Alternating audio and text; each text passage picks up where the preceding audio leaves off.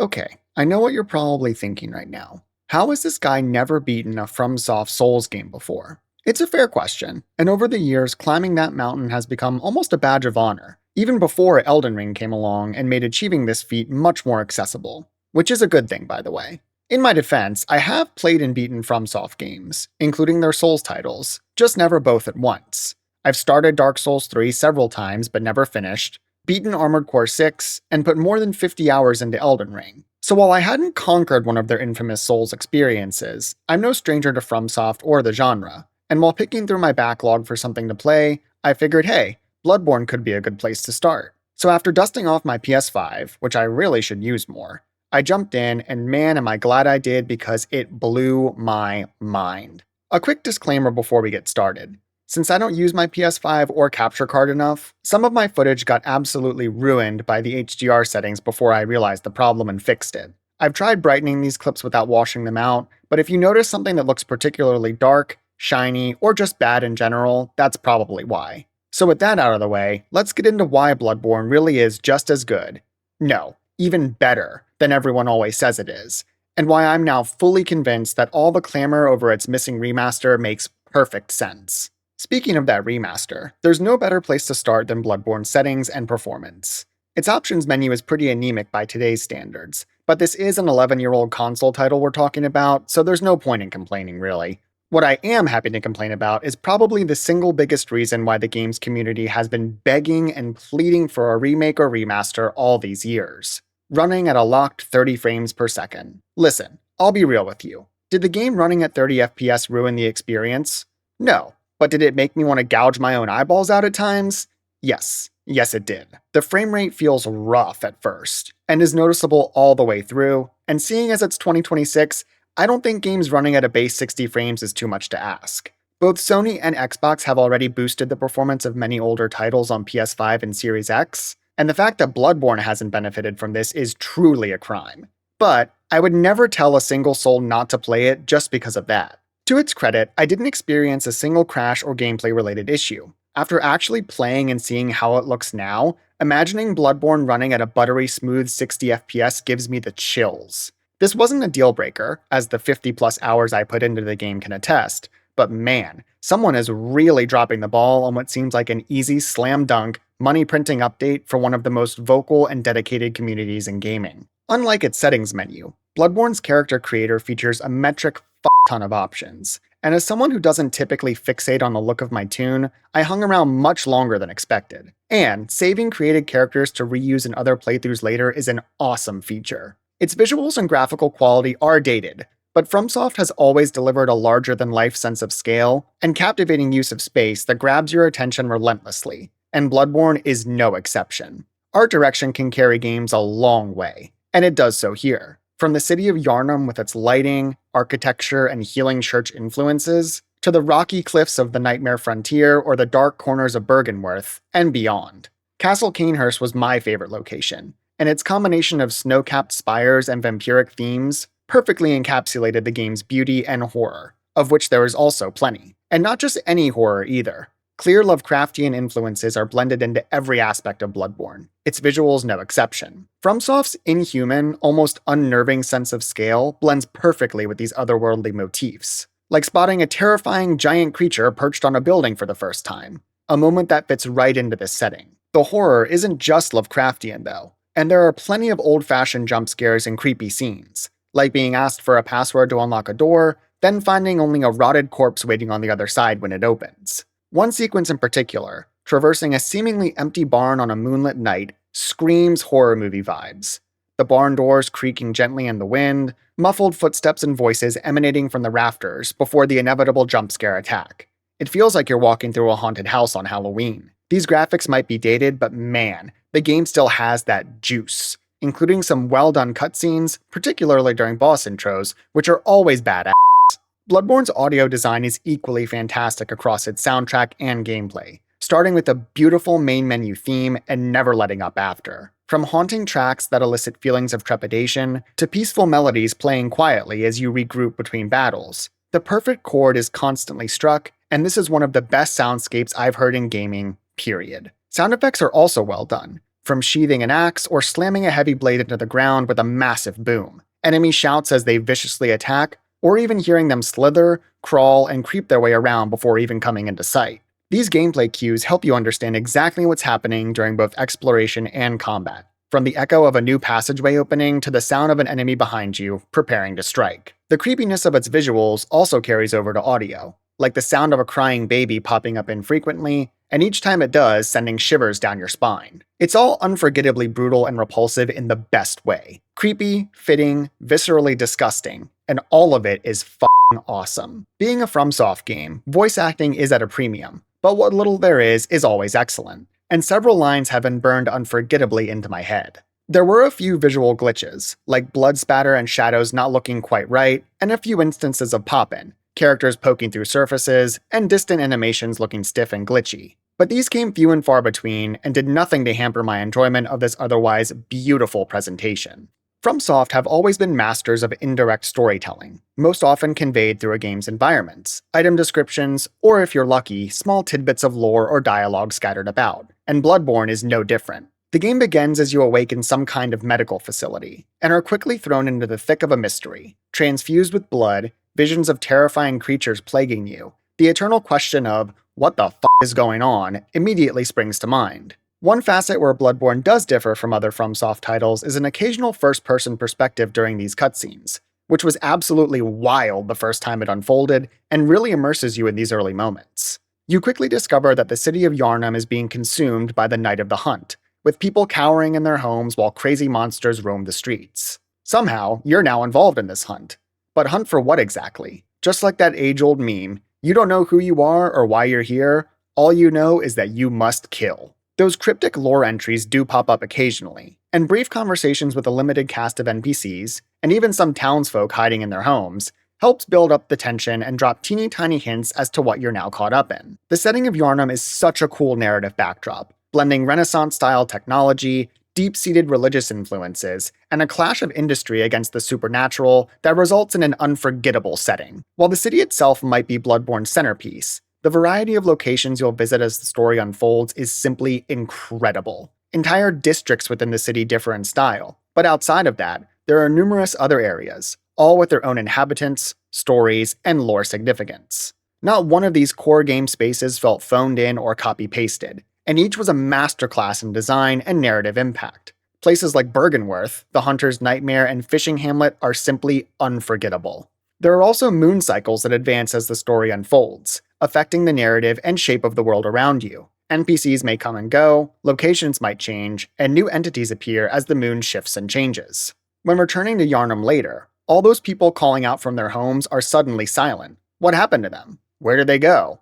Or worse, what did they become? It's pretty easy to see shits going down as the story escalates, even if you might not understand exactly how. But by its end, these stakes and your impact on how they ultimately unfold will determine the future of Yharnam, quite literally. There are 3 possible endings that differ vastly in their events and implications, and this first completion left me not only satisfied with how things played out for my hunter, but eager to go back and try out a different conclusion. FromSoft's world building and lore is always so intriguing and well done, if a little vague for my tastes, but I was still immediately invested in uncovering as much about this world and its story as I could manage. Much of its lore might not make sense in the moment, but after finishing the game, there have been several instances where upon reflecting on something I read or saw, a light bulb goes off and that oh shit moment hits like a truck. Admittedly, I'm no expert when it comes to lore in any FromSoft game, and the first thing I did after rolling credits was dive into explanations on YouTube.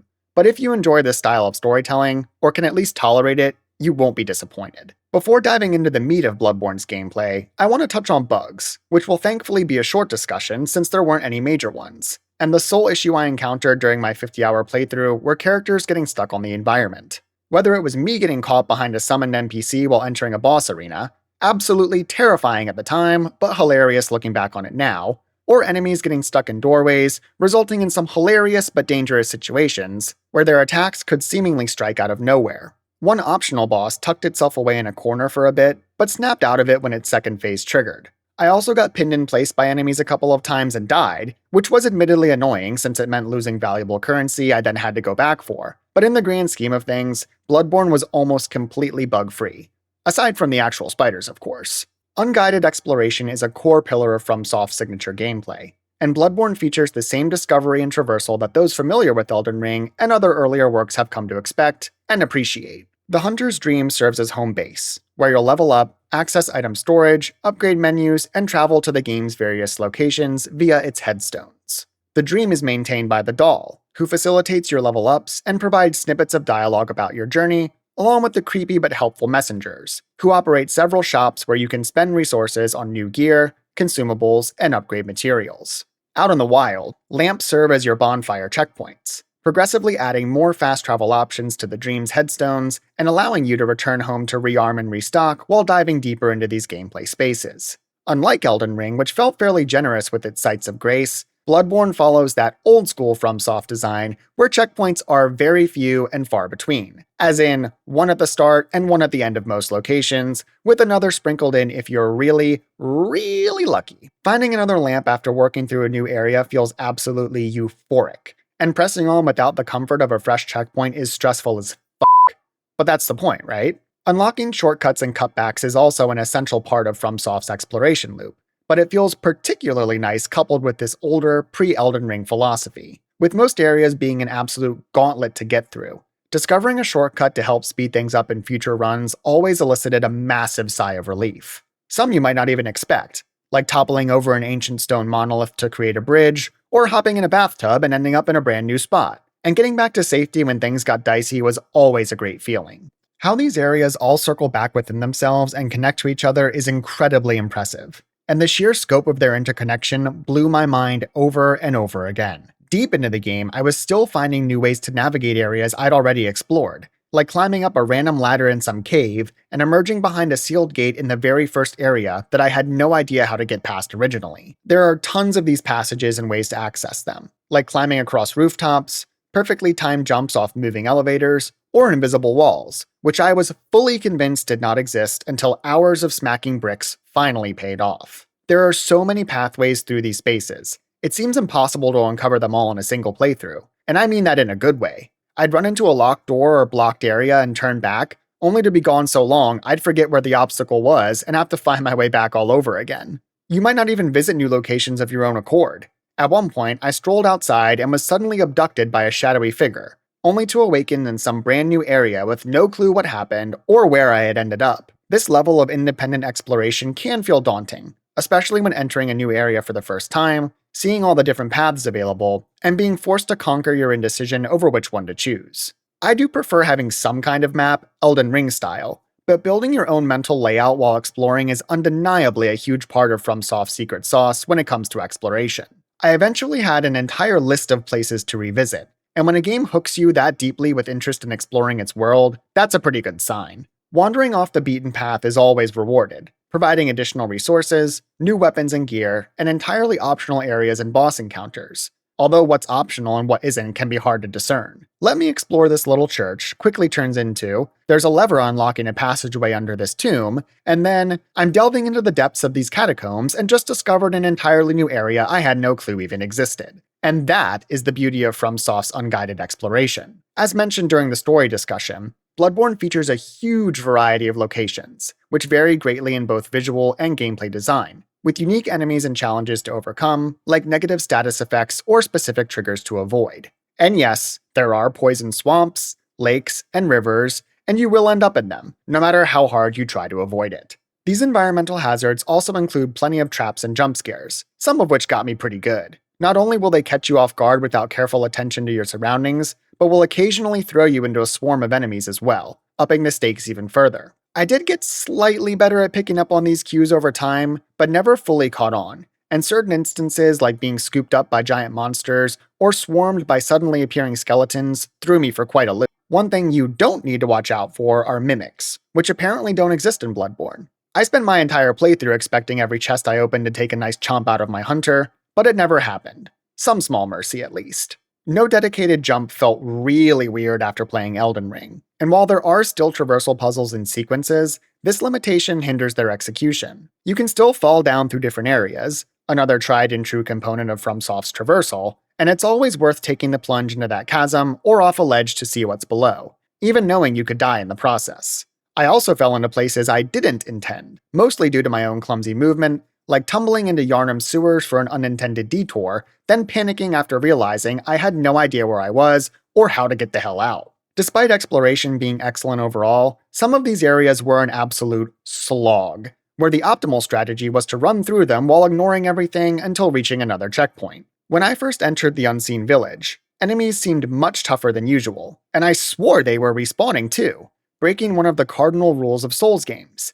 Enemies don't respawn unless you trigger them to. After that initial confusion, I eventually realized the sound of bells ringing in the distance was the culprit, and killing the Chime Maidens responsible was the only way to overcome this, at least temporarily. After spending way too much time cutting through these enemies over and over, dying quite a bit in the process, it became easier and more efficient to simply sprint past everything rather than methodically clearing them out as one normally would. I understand the intentionally challenging design, which admittedly throws a nice wrench in the typical Souls expectation that once an enemy is dead, they're dead until you save or respawn. That being said, it still feels pretty shitty when the best solution to overcoming entire sections of this deep and rewarding experience seems to be running straight through and ignoring as much as you can get away with. When I revisit Bloodborne, I'm determined to take my time clearing out these areas I initially sped through. But when in doubt, run it out. And there's no shame in sneaking past enemies or avoiding them when it feels beneficial. Several NPCs are also scattered about, some obvious and others hidden, that provide exposition, items, and quests, many of which are purposefully obfuscated in that classic FromSoft design. Some are straight shooters, sharing their intentions right away, while others are more mysterious.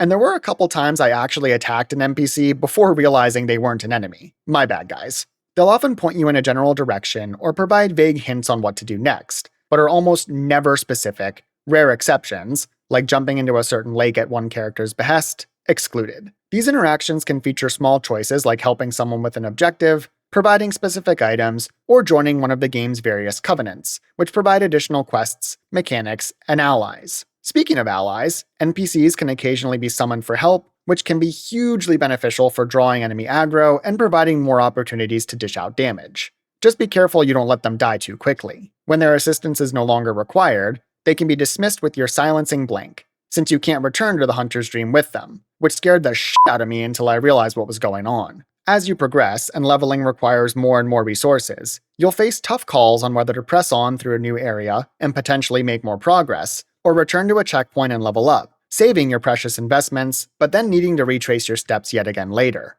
But as you explore slowly at first, discovering new things and encountering new dangers, mastering enemies and finding shortcuts, there's a gradual acclimation and empowerment to breeze back and forth through even some of the more dangerous areas much more easily. My goal with any game is to go through once entirely blind, experiencing things naturally and without outside assistance or spoilers. And I was largely successful with this in Bloodborne, outside a few specific instances where I really needed help figuring out where to go next or how to deal with a specific boss. I kept seeing mentions of Castle Canehurst, but was determined to remain as spoiler-free as possible and didn't seek out help with finding it, eventually resigning myself to exploring it another time. Lo and behold, through pure exploration, I finally uncovered it all on my own, and the feeling of piecing together instructions and uncovering the path to this mysterious castle felt so damn good. The amount of content Bloodborne has to offer is simply incredible, like the stump messengers, which I found tucked away in the Hunter's Dream after dozens of hours, thanks to a random post on the Bloodborne subreddit which I wasn't even scrolling at the time. The craziest part was, there were multiple comments from people who had beaten the game several times over, but never discovered this either, which shows just how much there is to uncover, even after multiple completions. There were one or two times I seemed to have soft-locked myself from progressing further in an area, but I should have known better, since FromSoft always provides a path forward. You just need to find it. Your hunter's journey in Bloodborne begins with their origin, which determines starting stats and can help push certain playstyles or specializations early,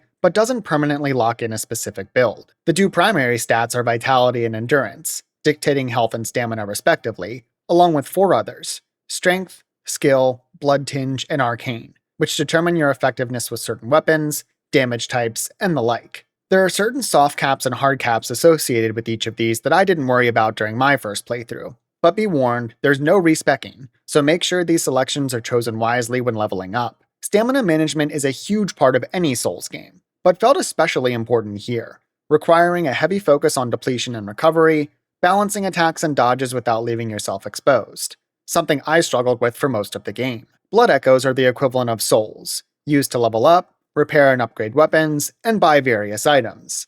As expected, they drop from enemies and bosses when killed, and you drop your entire supply when dying as well. Upon losing your echoes, they can be regained by either returning to that area and scooping them off the ground, or defeating a specific enemy marked with glowing eyes near the point of your death. While not groundbreaking, this implementation of the drop souls mechanic did get confusing at times, like figuring out whether they fell to the ground in a pile, or if an enemy needed to be hunted down instead. This confusion deepened further since the foe in question might not even be the one that actually landed the killing blow, but just hanging out in that general vicinity, leading to a frantic search to identify your target. This could be beneficial if the enemy turned out to be a simple mob, or cause even more stress by forcing you to contend with an extremely dangerous opponent just to claw back your echoes. Dying to traps could also be confusing, as your echoes might not drop at that exact spot, and while exploring a new area, you risk not knowing exactly how to find your way back. Nothing new for the genre, but still adding further tension.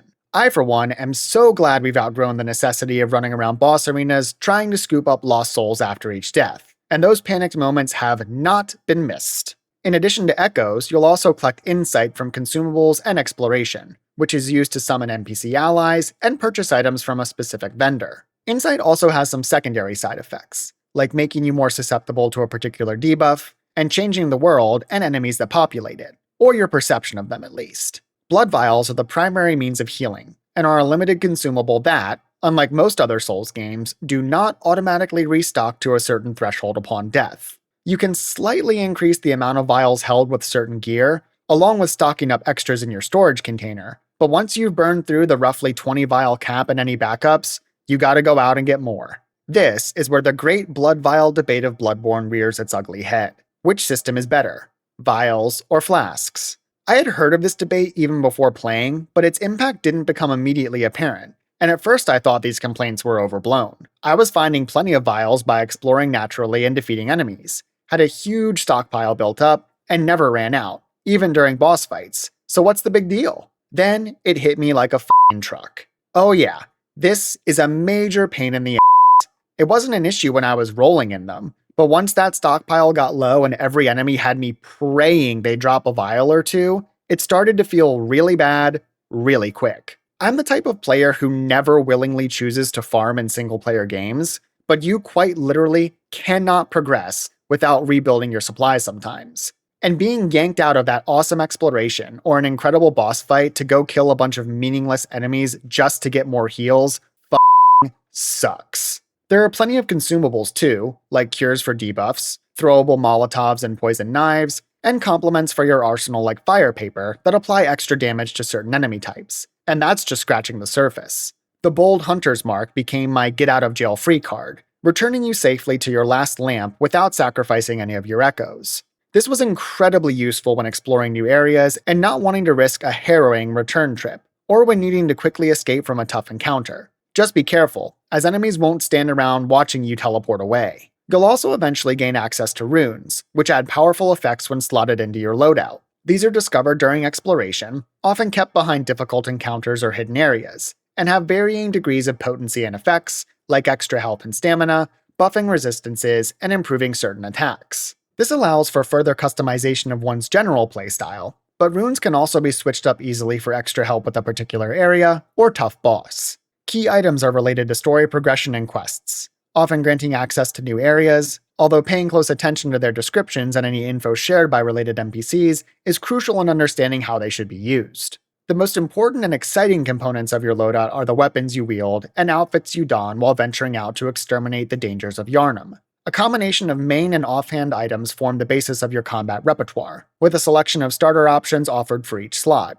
I chose the Hunter's Axe and Pistol, which I loved, and stuck with for most of the game. You're largely free to try new weapons and combos, even obtaining the other starter items later, with the only cost in doing so being a drop in your damage output if they aren't upgraded to match your overall progress. This array of weapons is vast and diverse, with all kinds of different options. Swords, axes, saws, and spears can be paired with pistols, blunderbusses, and more, all of which have awesome visual and audio designs, along with unique and engaging playstyles. A sword with a built-in pistol is one example, enabling you to forgo a dedicated ranged option in your second slot for something different, and that's just scratching the surface of the depth and complexity of this build crafting. Your main melee weapon has standard light and heavy attacks, the latter of which can be charged up for more damage, plus a second alternate mode that transforms it into something entirely different. My hunter's axe became a double-bladed behemoth, with more reach and damage but a slower swing that costs more stamina, and a new spinning attack that charges up slowly but deals massive damage in a wide radius. Swinging this giant axe around feels f***ing awesome, even if the drawn-out motions weren't always the smartest attacks. Each weapon felt similarly impactful, whether it was the giant Kirk hammer pounding enemies into paste, or the beast cutter cracking into monsters with the sound of a thunderclap. Offhand options feature some unique selections like shields or combo melee choices, but mostly focus on ranged attacks, which are crucial to Bloodborne as the trigger for its parry mechanic. By firing your gun at the perfect moment, as an enemy finishes winding up an attack, but right before they strike, you'll stun them, which allows you to perform a visceral attack, dealing extreme damage. I kinda ignored my pistol at first, which was a huge mistake. Being able to parry proficiently makes many encounters, even some boss fights, feel almost trivial, and chaining stuns to cut down enemies feels like a cheat code. Visceral attacks can also be triggered by charged strikes from behind a foe, called backstabs, or by simply dealing enough damage in a short window of time that they become stunned. While viscerals are incredibly powerful, triggering them could be inconsistent. Without proper positioning and timing, you end up swinging your weapon for a normal attack, dealing way less damage and leaving yourself exposed to counterattack, which felt fucking awful, especially during boss fights.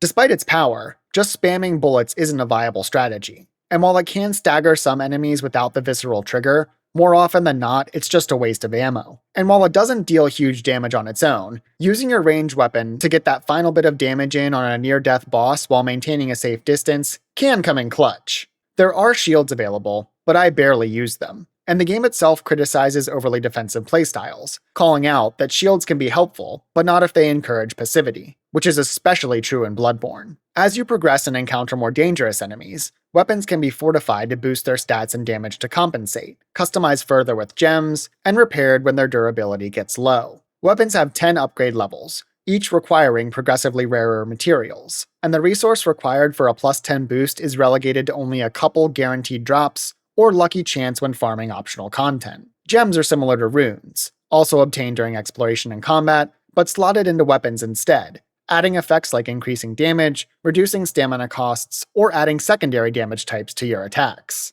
Cursed gems come with trade-offs, such as boosting damage but reducing weapon durability, and one has to carefully weigh the pros and cons when deciding to include them in their loadout. Speaking of durability, that system does exist, but it is cheap and easy to repair weapons, and there was only a single instance in 50 hours where a weapon degraded to a point where the game called me out on it. 4 pieces of attire can also be equipped: head, body, hands, and feet, all of which come in their own sets with varying styles, benefits, and drawbacks. But regardless of their status, they all look sick as hell. The Executioner set goes so hard, and was instantly equipped once I found it and never came off.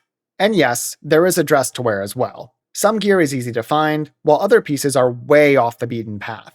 Another aspect that keeps exploration feeling constantly fresh and rewarding. Unique items and powerful upgrades are often hidden behind difficult and sometimes entirely optional encounters, while certain areas shower you with new gear as soon as you step foot in them, which is always exciting. Even if something ultimately doesn't stick, you still feel compelled to take it for a spin, or just check out how cool it looks when equipped, which is a testament to FromSoft's skill at designing powerful and enticing gear. The only issue with Bloodborne's gear game is that picking up items dropped by enemies can be a little wonky, forcing you to push their corpses around and finding the perfect angle to trigger the prompt that allows you to grab your reward. That prompt also requires pressing X to dismiss, which isn't a big deal most of the time, but in the heat of combat, furiously mashing the button while trying to remove that message is not ideal. Speaking of combat, aggression is the name of the game in Bloodborne, and from its very first moments, the importance of pressing your attacks over defensiveness is made abundantly clear. This strategy might feel anathema to Souls veterans, and understandably so.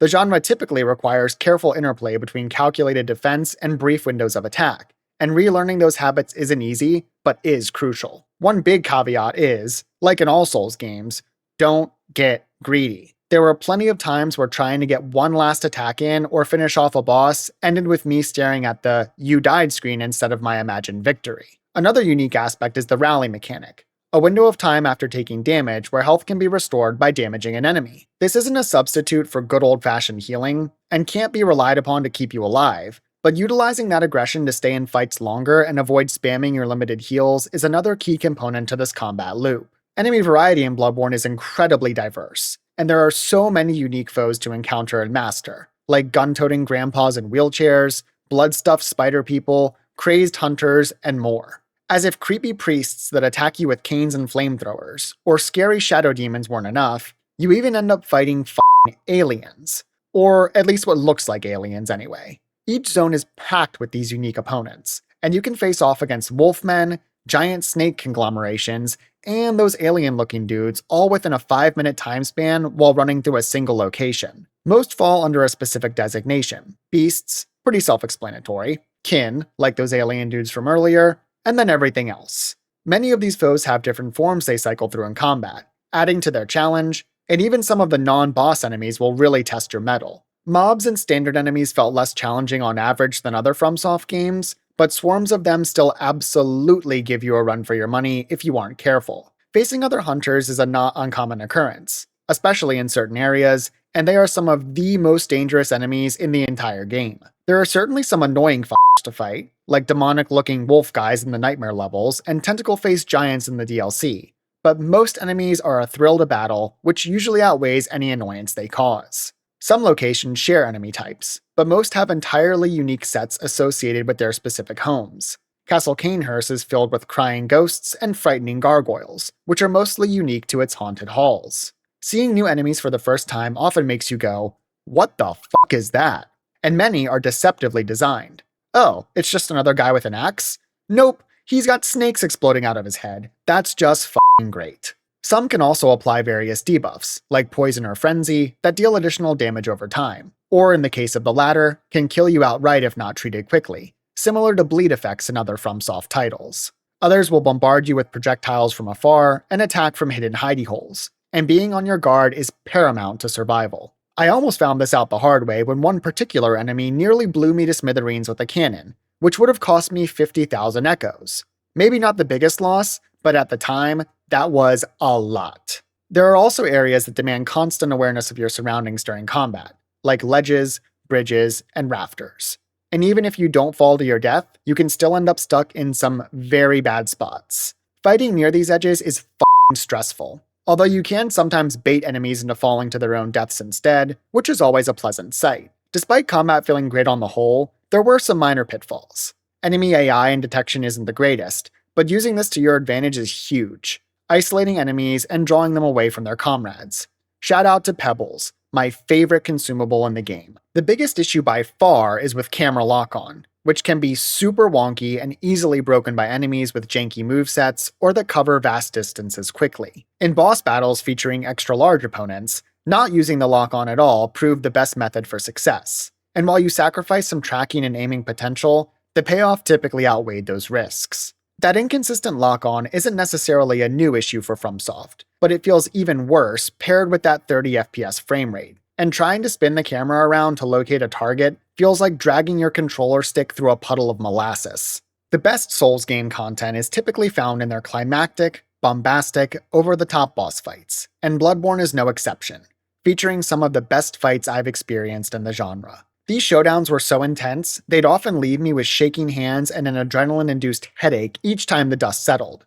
But it was totally worth the temporary discomfort to experience such unforgettable clashes. Featuring a diverse cast of opponents, from fellow hunters to giant beasts and otherworldly creatures, the range of both visual designs and unique mechanics was truly impressive. From my very first boss battle with the Cleric Beast, that core tenet of aggression became immediately apparent and was constantly reinforced across subsequent encounters. Father G offered an intro into duels against fellow hunters, while massive creatures like Vicar Amelia and Bloodstarved Beast demanded recognition of specific beastly movesets and utilization of consumables like fire paper and poison-curing antidote to overcome their challenges. Bloodstarved Beast in particular featured a crazy range of aggressive, camera-breaking moves, hurling itself across the arena and leaping at me and my summoned ally, its devastating grab attack completely wrecking me on more than one occasion. Encounters like the Witch of Hemwick and Shadows of Yharnam required splitting one's attention between multiple enemies, and while the Witch was probably the game's easiest boss, those shadows were a different story. one of the tougher fights, combined with one of the more annoying runbacks. The shadows posed a tough challenge initially, until I started leaning into the parry mechanic, and finally understood just how important mastering it would be. This epiphany turned the tables almost immediately, and between my newfound gun skill and careful use of the environment to my advantage, I was quickly able to dispatch the ghostly warriors. My encounter with Rom took more time than other fights to master, not due to its difficulty, but my own faulty execution, as I attempted to ignore its pesky spider minions until realizing that methodically clearing them out before each damage phase really was the best path to victory. The One Reborn solidified itself as one of my favorite bosses. Incredibly stressful, with fireballs flying in from all sides and a huge, grotesque enemy stomping and smashing you to bits, but disgustingly awesome in its comprehensible mechanics and awesome visuals. It took me down to my very last heal, but I emerged victorious with the fight burned brightly into my memory. Mikolash caught me by surprise with his tentacle attacks, but they soon became easy to read and overcome. Combined with the mechanic of following his mad rambling voice around the arena, and dealing with magical attacks and summoned minions, this was another enjoyable fight. Where things started to go off the rails was with Amygdala, and after overcoming my surprise at actually getting to fight one of these giant monstrosities, I quickly found out that it hit like a goddamn freight train. Limb damage, focusing on its many arms and whittling them down one by one, a beneficial strategy for many similar enemies susceptible to these attacks, which opened them up to increased damage and often stunned them, became absolutely crucial. Landing visceral attacks on its exposed head also helped, but its moveset and camera-breaking jumps became frustrating, and this was the first boss fight in Bloodborne where I felt stumped by a get good FromSoft difficulty wall. One of a few specific bosses that took an extended amount of time to overcome, and which felt unfair in the way some FromSoft bosses just do, it got under my skin to the point that my wife grew increasingly concerned with the audible shouts of frustration emanating from my office. This was also the first boss encounter where Bloodborne's Vial problem really reared its ugly head, and highlighted just how badly this game design fucks with the classic Souls boss battle experience. Once those heals are gone, you can either pawn off some unneeded items for a quick buck to buy more, or head off to farm enough echoes to replenish your stock for a few more attempts. If you aren't successful after that, it's back to farming. This really starts f***ing with your head, and during each attempt I found myself stressing out not about the fight itself, but over this mechanic that was inextricably linked to it. After a bad start, am I better off just dying rather than wasting some of my precious vials on a doomed endeavor? The boss's health is so low, but I'm almost out of heals. And if I die, it's back to farming echoes before even thinking about coming back, even though it feels like I'm in the zone right now. This completely destroys the signature loop that engrosses you with exciting, challenging fights by breaking that cycle and forcing you to leave and farm resources just to even think about attempting the fight a few more times. Martyr Ligarius was similarly grueling, and right from the start I could tell this was going to be a challenge. Like Amygdala, this was partly due to its baseline difficulty, but even more frustrating because it drained my stockpile of vials again. Ligarius was the only other base game boss I got stuck on like Amygdala, with that unfair feeling of challenge thanks to punishing attacks that seemingly struck from hard-to-read ranges, and what felt like keyed-in aggression anytime I'd try to heal. Despite my frustrations with these two in particular, this doesn't take away from the fact that both fights were tough, but ultimately fair, and my eventual victories felt earned after finally overcoming their respective challenges. Murgo's Wet Nurse was also fairly easy, its second phase taking me by surprise at first, but then quickly overcome. And the real kicker came when, after felling the creature, that usual message of "prey slaughtered" was replaced with "nightmare slain," and I was left wondering what the hell had just happened. Okay, quick warning. If you don't want final boss spoilers, this is your cue to skip ahead to the next section. Alright, here we go. Gehrman was the finale for my first playthrough, and man, what a fight it was. The visuals and score are immediately striking, some of the best in the game, which is saying something, and the level of brutal challenge involved became immediately apparent, particularly during his second phase.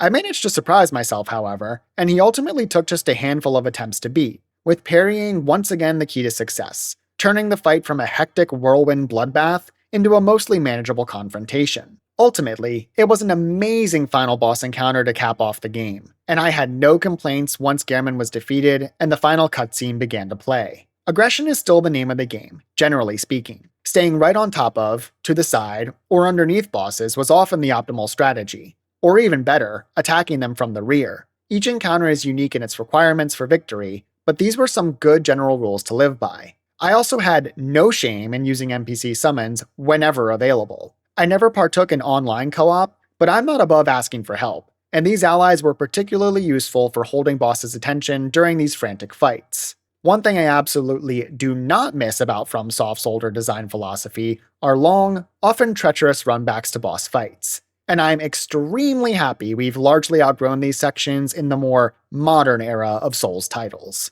Dark Beast Parl was the only boss I started but never finished, not due to difficulty, but because I left the area in which it was located and then had trouble getting back later. Total skill issue on my part. There were also several bosses I missed out on from simply not knowing where, or how, or when to locate or access them, which was admittedly disappointing, but also provides yet another reason to revisit the game, and some brand new encounters to look forward to whenever I do return to Yharnam. The topic of difficulty is inextricably tied to Bloodborne and all Souls games, and I'd be remiss not to mention its impact on my experience. I don't consider myself a hardcore Souls player or FromSoft fan, despite liking these experiences quite a bit, and always making an effort to sprinkle them in here or there every year when I can find the time. I also don't consider myself very good at these games. I can hold my own, for sure, but you're never going to catch me pulling off no-hit boss fights or level 1 full game runs, or any of the other crazy shit that true experts do. I immediately found Bloodborne quite different from what I had expected based on previous experiences, as early game combat felt much easier than the usual hard skill checks FromSoft includes in many of their starting areas. New locations will kick your teeth in if not properly leveled and geared, and there are quite a few cheesy enemies with one-shot attacks that deal massive damage or just kill you outright, including both regular foes like the Bergenworth bug people and Canehurst gargoyles, in addition to several bosses. And don't get me started on those f***ing rock-throwing giants with their annoying exploding boulders that, even if they don't actually hit you, still generate fragments that devastate your health bar. There were plenty of butthole-clenching moments, like falling off a raised platform in one dungeon and finding myself swarmed by red-eyed dogs, skeletons, and giant bug creatures all at once. And while frightening at the time, they're mostly funny to look back on now. Mostly. When all else fails, just cheese it out. I had no shame in taking advantage of strategic opportunities whenever they arose, whether it was luring an enemy off the edge of a cliff, pummeling away while they were stuck in a doorway, or any other cheap tricks that made my life even a little bit easier. Its level of challenge certainly increases as the game goes on, and dying to enemies while learning their movesets, which in turn slowly lowers their difficulty to an eventually manageable level, is still a core pillar of this gameplay loop. Most bosses took between 3 and 10 attempts to overcome, far less on average than my general track record, but the hardest encounters still maintain the signature level of difficulty and time investment required by the genre. All that said, I definitely found Bloodborne easier on the whole than most contemporaries. Elden Ring, Kazan, and Armored Core all gave me a much harder time than almost anything here, a few specific boss fights aside. But that shouldn't deter anyone from playing it, regardless of where you fall on the spectrum of tolerance for challenge and familiarity with Souls games. Average Joes like me might benefit from this easier experience, and pros who haven't crossed it off their bucket list yet will still find some worthy encounters to overcome. Before discussing Bloodborne's DLC, there's one final aspect of the base game to mention, so let's talk about Chalice Dungeons. These are repeatable dungeon romps, some fixed locations across all players, and some generated by the community, with various layers and levels of difficulty to overcome. Entirely optional, they provide great opportunities to farm resources and levels, battle new enemies and bosses, and are an excellent way to catch a breather for an hour or two while still feeling like you're making progress overall. These dungeons are created using, yep, you guessed it, chalices, which when combined with various materials discovered during these runs, create different environments at the several ritual altars in the Hunter's Dream. Removing the chalice once created destroys the dungeon, although it can be created again, and optional materials can also be added to further customize some of these runs. Thoroughly exploring these dungeons provides new chalices and higher grade materials, enabling the creation of even more dungeons upon completion. For those seeking to fully engage with everything the system has to offer, it's definitely worth exploring every nook of these areas. There were only a few times, like dealing with those red-eyed dogs I mentioned earlier, where I didn't stop and comb over every inch of every room in each of these locations. I never dabbled in any player-made dungeons, but for those interested in exploring even more content and padding out their playtime, that option is readily available. I did my first Chalice dungeon around level 63 and was probably a little overleveled, one-shotting most enemies. These dungeons operate on an entirely different, fixed difficulty scale, but as you engage with later iterations, their challenge definitely scales to match. These runs also offer good opportunities to try out new gear, especially if you're overleveled, and there are even a few new weapons to discover too.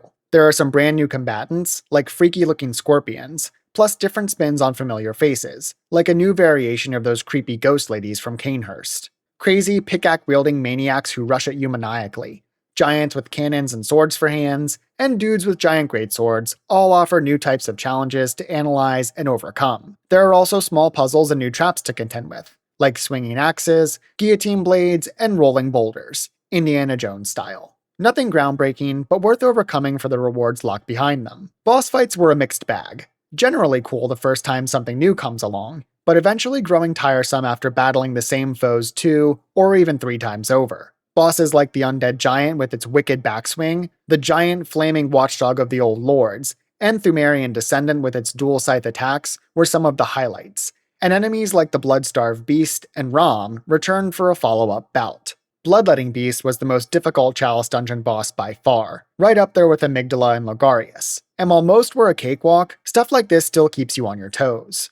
On the other hand, encounters like the Merciless Watchers and Man-Eater Boars were just tiresome, both being repeated multiple times. Like those repeat bosses, the core gameplay loop of Chalice Dungeons also gets grating, spawning in and needing to unlock a door, exploring the area to find a switch, then rinsing and repeating across however many levels got real old after realizing it was going to be the same story over and over and over again. I beat all 3 Thumeru and the first Hintertomb variations, but didn't dive into Loran or Iz, which maybe would have softened my growing annoyance a little bit, and I am curious to explore them during my next run. Chalice Dungeons are clearly repetitive, with a lot of reused content, which is a problem even in newer FromSoft titles like Elden Ring. But when the rest of the game is so well designed, uniquely handcrafted, and just that f***ing good, it's a lot easier to overlook these negatives. And because this is entirely optional content, you could choose not to engage with it at all. And despite those pitfalls, these dungeons still served as a nice break from some of Bloodborne's more grueling sections. Okay, one last detour before moving on to the DLC. As I've mentioned several times, my entire playthrough was done offline, so I never engaged with Bloodborne's PvP or co-op systems. Both are available, with some covenants even offering rewards for engaging with these mechanics. I know online play is a huge component of FromSoft titles for a big chunk of the community, so while I completely respect and admire those who take the time to help other players, or invite skilled opponents into their world for PvP duels, I'm simply not equipped to speak on that aspect of the game. When I first saw mention of the Hunter's Nightmare, I immediately wondered if it was related to Bloodborne's DLC. And turns out, I was right. Obtaining the Eye of a Blood-Drunk Hunter enables access to this extra location, although you still need to figure out exactly how to trigger it, which took me longer than I care to admit. When first appearing in the nightmare, a clear contrast to the Hunter's dream, you're immediately immersed in a weird, even more f***ed-up version of Yharnam than the one you've already seen. These visuals are simply awesome, and this impressive presentation is on clear display all the way through the DLC's final moments. The game's art direction is cranked up past 11, and these gameplay spaces manage to outdo the base game in some cases, which is no easy feat. That signature combination of disgusting yet awesome environments and enemies is carried forward here, from rivers of blood with misshapen bodies writhing in agony, to the design and denizens of the strange fishing hamlet. Scenes like opening the Astral Clock Tower and stepping out into that watery skyline break your brain in the best way. How the f*** does the top of this tower lead out into an ocean full of shipwrecks and fish people? Every inch of these environments impresses with their variety and design. The research hall, with its twisting, winding staircases, all crawling with freakish enemies, immediately grabs your attention while convincing you to delve into every shadowy room, no matter the dangers lurking within. There's no denying these vistas are still captivating over a decade later. And while the entire game's art direction helps prop it up, there's not one single thing in the old Hunters that doesn't catch your eye. The story and gameplay that complement these locations is similarly strong, as you wander into this world and see vicious hunters massacring cowering beasts all throughout this twisted version of Yharnam. And as these hunters turn their fearsome attention towards you, calling out vitriol as they attack with reckless abandon, you're left wondering what special kind of hell you've just walked into. The few NPCs you encounter all speak of mysterious secrets better left buried and forgotten, which does nothing to discourage your hunter from pressing on to unearth them, and man, there is some crazy lore that even a plebe like myself could stop and appreciate. There are also several small quests and interactions that often yield sweet rewards, like tracking down several helpings of brain fluid, or being passed a fellow non-insane hunter's sword and a mysterious key as he rambles on about those secrets with his dying breath. While editing, I came across a clip and note I had written down which made no sense at the time, and now reminded me of a Reddit post I saw after beating the game explaining what I had witnessed, and it blew my mind. FromSoft's lore is on another level, and breathes life into amazing communities who dissect these events and explain them so people like me can have even the slightest chance of understanding a fraction of the crazy things we see. Dueling deadly hunters and finding a ton of new gear right off the bat was amazing, including my second favorite weapon, the Beast Cutter. This short, rugged blade can transform into a slow-moving whip that deals incredible damage at an impressive range, and sounds phenomenal while doing it. Along with those regular hunter enemies, there are beefier versions that are much tougher to kill, and can yield impressive rewards like the Beast Hunter Safe, which you receive after defeating the hunter wielding it against you. There's even more unique gear to discover, like a set of metal knuckles for straight up beating the out of enemies with your offhand if you really want to forgo a dedicated ranged option, and a whole ass armor set tucked away in an attic. Each area also features an impressive enemy variety, like the gross bagheads in the research hall that come in several gruesome varieties, each requiring their own specific strategy to defeat.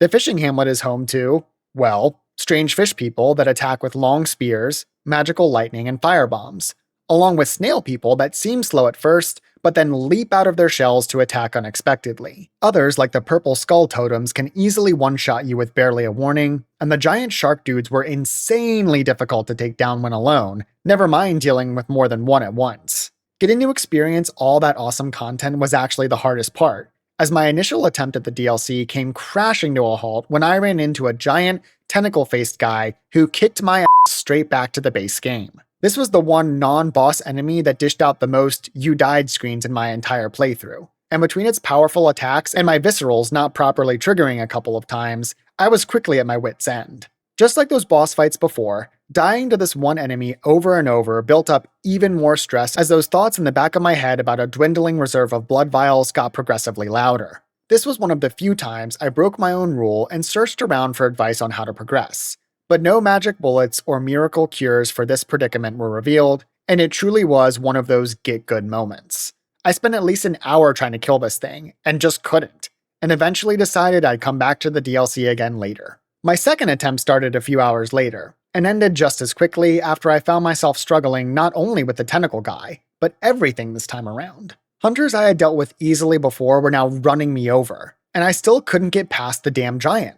So eventually I said screw it, let me just run around him and see what else there is to find. This got me a bit further than before, but not by much, and after losing a pretty big chunk of echoes to one of these new enemies, I gave up again. FromSoft's DLCs are notorious for being some of their hardest content, and the Old Hunters is no joke. I struggled for 5 hours and made almost zero progress, and seriously contemplated just finishing my playthrough without it. Luckily, my third attempt really was the charm, and after finally taking down that purple-faced a huge mental block was suddenly broken, the DLC opened up, and I dove straight in. Unlocking that first shortcut felt like reaching the peak of a genuine mountain, and when I spotted another lamp and finally unlocked it, I was absolutely ecstatic, and it was mostly smooth sailing from then on out. Things finally started feeling manageable around level 90, and I'd highly recommend beefing up your character quite a bit before diving in, unless you're one of those sickos who chooses to be underleveled for a greater challenge. I had no shame in cheesing fights before, and certainly didn't here, and you can bet your ass I used every possible advantage and opportunity to make my trek just a little bit easier. The Old Hunter's best content, however, was its boss fights, and holy what a ride they were. Things kicked off with Ludwig, an absolutely gnarly design with equally gnarly gameplay that had me stuck for quite a while, even before his second phase, and when a two-phaser came up, you knew was gonna get real. Mechanically intensive and posing a significant challenge, this was another fight that quickly depleted my blood vial stockpile and had me breaking away to go farm more, which was so disappointing after finally reaching the DLC's first boss. This moveset provided a challenge more akin to what I expect from FromSoft, without the frustrating bullshit baggage that weighed down fights like Logarius and Amygdala, and I never found myself frustrated as time dragged on, only more determined to take him down. Finally, after landing some chunky viscerals and surviving that second phase by the skin of my teeth, I stood victorious, basking in the glory and lore implications while admiring the sweet new weapon I had just acquired. Living failures was much easier, even with multiple opponents involved. A cool gameplay loop of memorizing the quartet's various attacks while splitting attention between them and avoiding the occasional meteor shower resulted in an enjoyable fight, both aesthetically and mechanically. Moving straight into Lady Maria after failures threw me for a loop at first, but I loved every second of it, and this fight immediately stole a spot as one of my favorites in the entire game. I thought it would be a slog after she absolutely dumpstered me a couple times during that second phase, but I called on my parrying skills yet again and soon found myself standing over her corpse. Phenomenal visual and audio design, incredibly complex and hard to track attacks, along with a truly challenging level of difficulty, parrying aside, solidified Maria as one of the game's best encounters, DLC or otherwise. Last, but certainly not least, is the Orphan of Kos.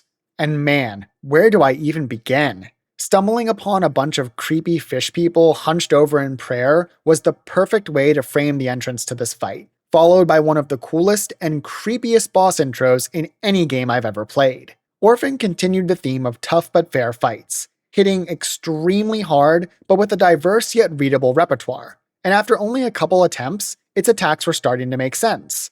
And speaking of brutal second phases, how about this one? I spent almost 2 hours on him that first night, but had to set my controller down and come back the next day to try again. And I kid you not, this fight was so f***ing good, it haunted my dreams.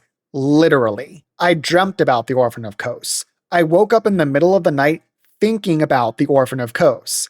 This fight was really that f***ing good. The next day, I farmed a few more levels and restocked my supply of vials before heading back for round 2. And if 200 plus heals wasn't enough to get the job done, I figured nothing would be. Eventually, I was victorious, and beating this boss is, without a doubt, one of my all-time favorite moments in almost 30 years of gaming. The adrenaline rush after finally taking him down was crazy, and I spent the next several minutes sitting in my chair dumbstruck, reflecting on the masterpiece I had just witnessed. Orphan is one of the coolest, most well-designed bosses in any game, Souls or otherwise, from all different perspectives.